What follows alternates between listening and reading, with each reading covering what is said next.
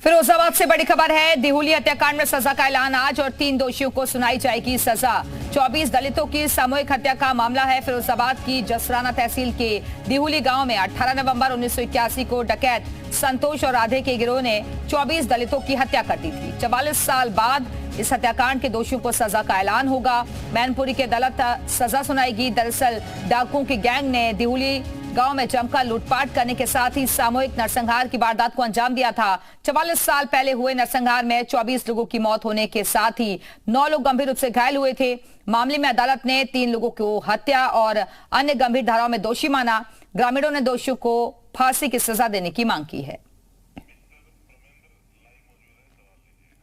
और इसी खबर पर और ज्यादा बातचीत के लिए सीधे रुख करेंगे फिरोजाबाद का, जहां से हमारे साथ हमारे सहयोगी प्रमेंद्र इस वक्त जुड़ गए हैं। प्रमेंद्र, दिहुली हत्याकांड में आज सजा का ऐलान होना है। 44 साल के बाद हर किसी को फैसले का इंतजार है।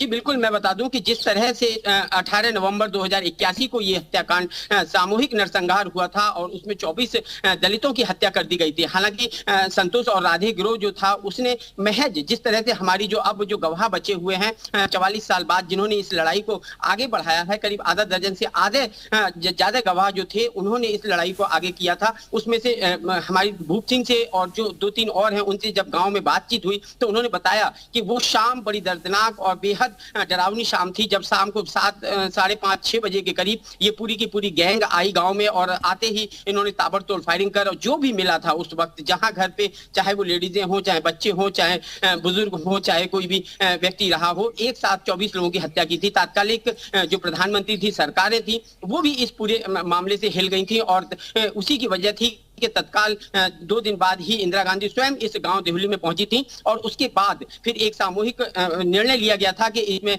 न्याय जो दलित जो हैं उन वर्ग को न्याय मिलेगा, तो वहां उनके लिए जो भी व्यवस्थाएं थी वो भी की गई थी। लेकिन आज 44 साल बाद 11 मार्च को इस फैसले की पूरी सुनवाई हुई थी और उसमें 3-4 लोगों को दोषी पाया गया था। हालांकि इस पूरे मामले में घटनाक्रम में 17 लोगों के खिलाफ FIR दर्ज हुई थी, जिसमें से 13 लोग जो हैं वो आरोपी अभी खत्म, जिनकी मौत हो चुकी है। 4 आरोपी बचे हैं, जिसमें से 3 जो है वो पुलिस हिरासत में है, जबकि एक अभी फरार घोषित किया गया है। तो जिस तरह से आज 18 मार्च को मैनपुरी कोर्ट जो है वो फैसला सुनाएगी कि आखिर जो दोषी हैं उनको किस तरह की सजा दी जाएगी और क्या सजा उनको आज मिलती है। लेकिन यदि हम दिहुली गांव की बात करें तो सभी दलित अभी भी टकटकी लगाए बैठे हैं कि क्या 44 साल बाद बिल्कुल, तो दोषियों को फांसी की सजा की मांग की गई है पीड़ितों की तरफ से और देखना होगा कि कोर्ट का फैसला क्या रहता है। फिलहाल के लिए बहुत बहुत शुक्रिया आपका प्रमेंद्र जानकारी के लिए।